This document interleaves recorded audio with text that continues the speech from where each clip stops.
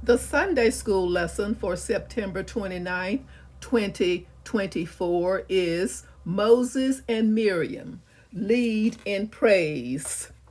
Exodus chapter 15, verses 1 through 3, verses 11 through 13, verses 17 through 18, and verses 20 through 21. Welcome, viewers and subscribers, to my channel, The Backstory and More. I am Audrey. If you are interested in knowing what happens before each Sunday school lesson, you are at the right place because I will share the backstory, read the lesson text, and offer a brief lesson summary. The backstory. The song in today's lesson comes from the book of Exodus, which is part of the Pentateuch, another name for the first 5 books of the Old Testament. These books have been traditionally attributed to Moses because he was well educated, Acts chapter 7, verse 22, and skilled at detailed record keeping, Exodus chapter 17, verse 14, chapter 24, verse 4, and Numbers 33 and 2. The events of the Exodus are traditionally dated to 1447 BC. Long before then, God had promised the land of Canaan to Abraham, Isaac, and Jacob. Genesis chapter 13, verses 14 through 15. The fulfillment of the promise seemed to be in jeopardy when Jacob and his family moved to Egypt because of a famine. Still, God worked through Joseph, a son of Jacob, so that the family could have all it needed during the years of famine. Chapter 41, verses 53 through 54. Over the centuries, the Israelites witnessed significant leadership changes in Egypt. Eventually, there came a new king to whom Joseph's reputation meant nothing. Exodus chapter 1, verse 8. The original favor, Jacob or Israel, and his sons experienced changed into servitude and oppression. After the Israelites spent 430 years in Egypt, God was ready to act to fulfill the promise. Chapter 2, verses 23 through 25. It was during this time that Moses was born. It is well known that a princess of Egypt adopted him, but he had to flee Egypt at age 40 after killing an Egyptian. Exodus chapter 2. 40 years later, Moses encountered the Lord at Sinai. God repeated the promise given to Moses' ancestors and called him to lead the enslaved Israelites away from Egypt. Exodus chapter 3, verse 8. God worked through Moses and Aaron, Moses' brother, to bring about 10 plagues that devastated Egypt. At that point, Pharaoh expelled the Israelites from Egypt. It had been 430 years to the day since Jacob and his family entered Egypt. Chapter 12, verses 40 through 41. As God's people left Egypt, they were reminded again that their destination was Canaan.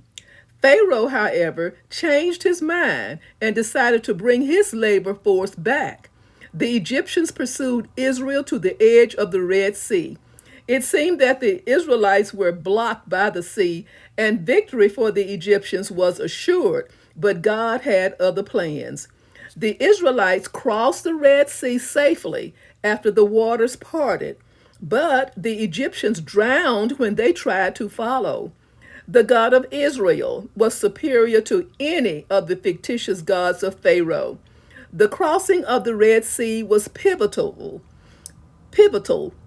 in the history of ancient Israel. The enslaved Israelites were free beyond the reach of Pharaoh. Moses and the people responded with joyous singing. Exodus chapter 15, verses 1 through 21. The first song in the history of this new nation is a song of rejoicing because of the victory that the Lord has obtained for the people. We note a minor difficulty in finding an appropriate designation for this song. Some students of the song have created designations for this song. These designations include a song of the sea, Exodus chapter 15, verse 1, a song of Moses and Miriam, chapter 15, verses 20 through 21, or a song of Moses and Israel, Exodus 15 and 1. Another song designated as a song of Moses can be found in Deuteronomy chapter 32. The backstory ends here, and today's lesson begins with the next slide. Verses 1 through 3. Then Moses and the Israelites sang this song to the Lord. I will sing to the Lord, for he is highly exalted. Both horse and driver he has hurled into the sea. The Lord is my strength and my defense. He has become my salvation. He is my God, and I will praise him. My father's God, and I will exalt him. The Lord is a warrior. The Lord is his name. Verses 11 through 12.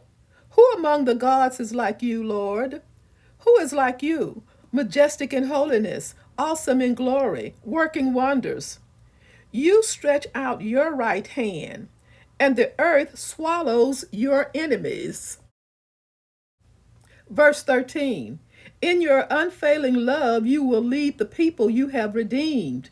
In your strength, you will guide them to your holy dwelling. Verses 17 through 18.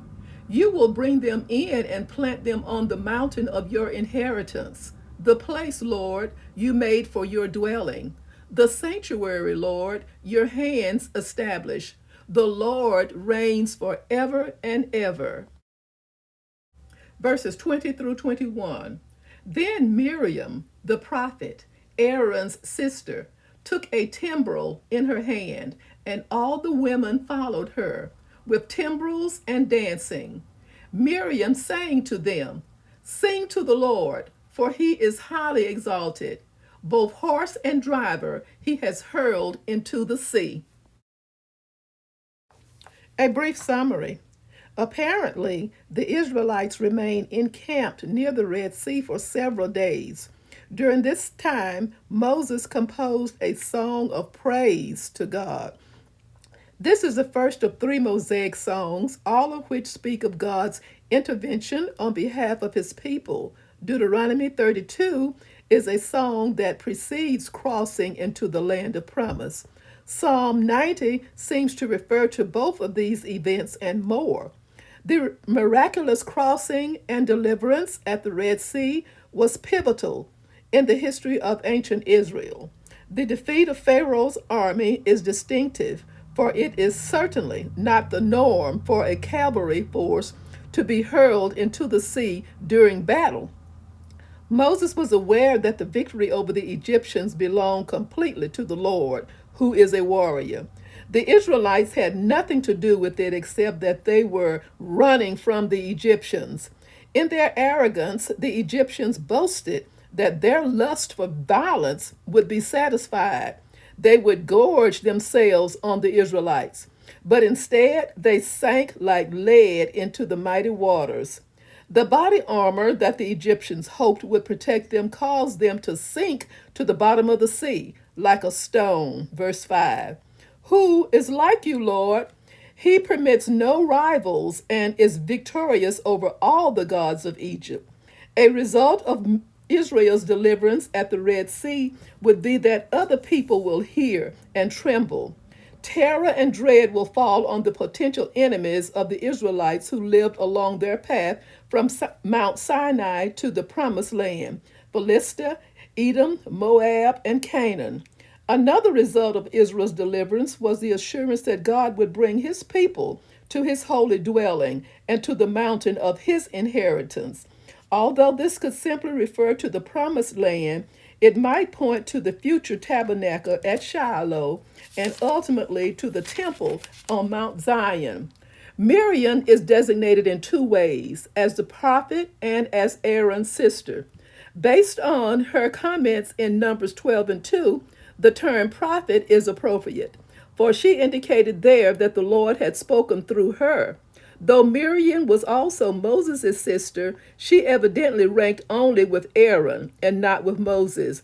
Miriam and all the women used their small drums and rhythmic dance to provide a refrain to the song of Moses. Miriam's vocal response echoed the words that opened the song in verse 1.